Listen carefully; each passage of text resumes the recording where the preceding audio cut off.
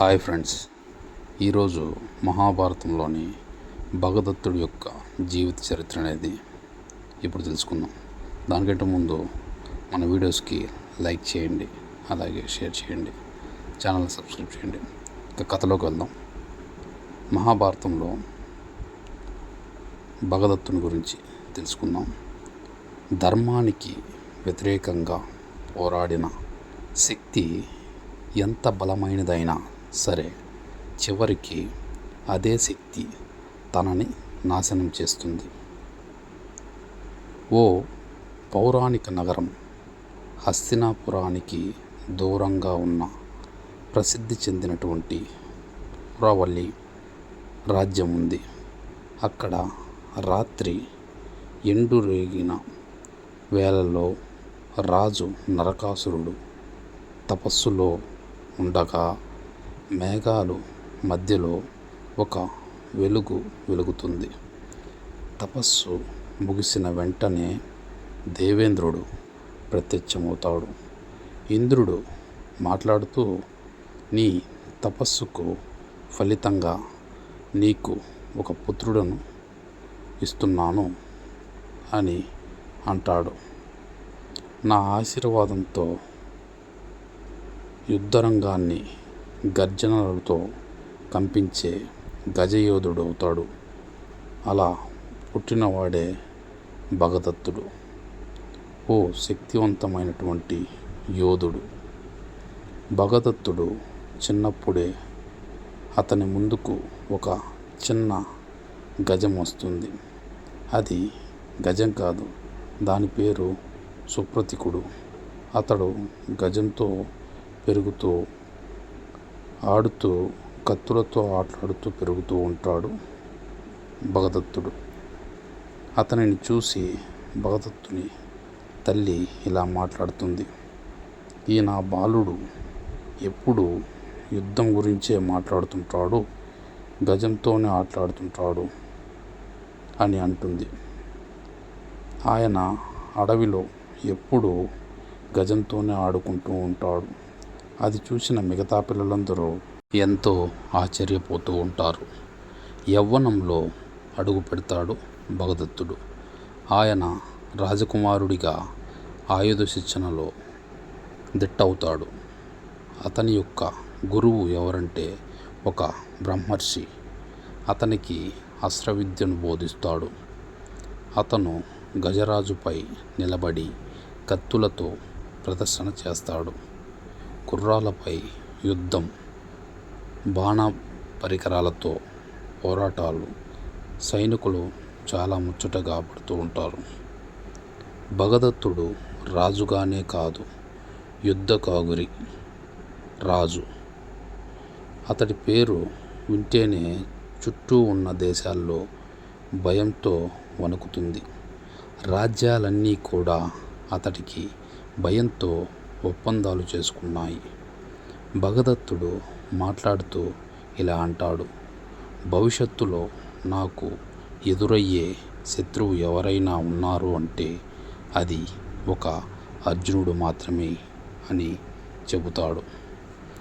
ఒకరోజు ధృతరాష్ట్రుడు భగదత్తుని పిలుస్తాడు.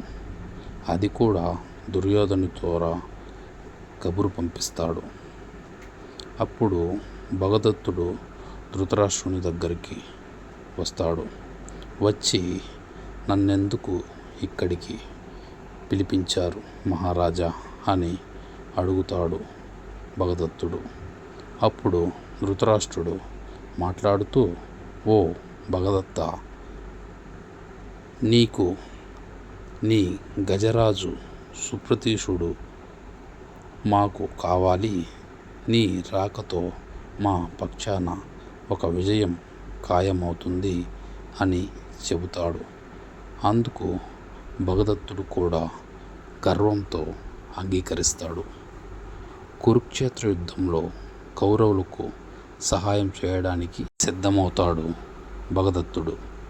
కురుక్షేత్ర యుద్ధం ఒక శబ్దంతో కదులుతుంది.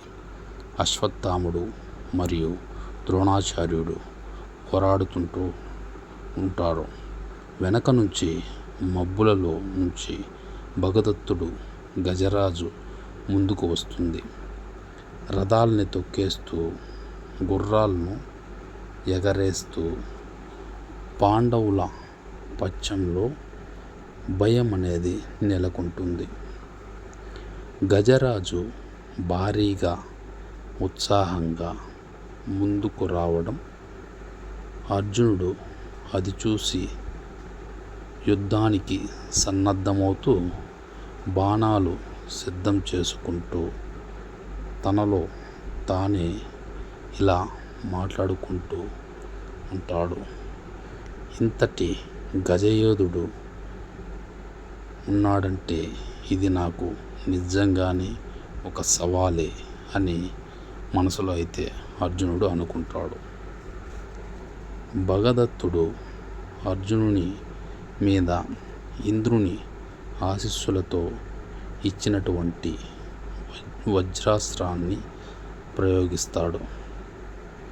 అది అర్జునునికి తలపై పడబోతూ ఉండగా అదే సమయంలో కృష్ణుడు వచ్చి చేతితో ఆ వజ్రాస్త్రాన్ని, ఆయుధాన్ని పట్టుకొని పాతాళానికి పంపించేస్తాడు. కృష్ణుడు మాట్లాడుతూ, నీతితో లేని అస్త్రాలు ధర్మాన్ని గెలవలేవు భగదత్త అని భగదత్తునికి హెచ్చరిక అయితే చేస్తాడు. సుప్రతీకుడు చివరిసారి పోరాటానికైతే వస్తాడు. అతని గర్భగర్జనతో భూమి దద్దరిల్లిపోతుంది.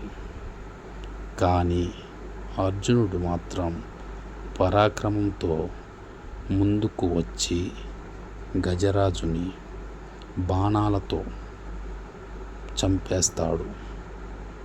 గజరాజు ఒక్కసారిగా నేలపై పడిపోతుంది.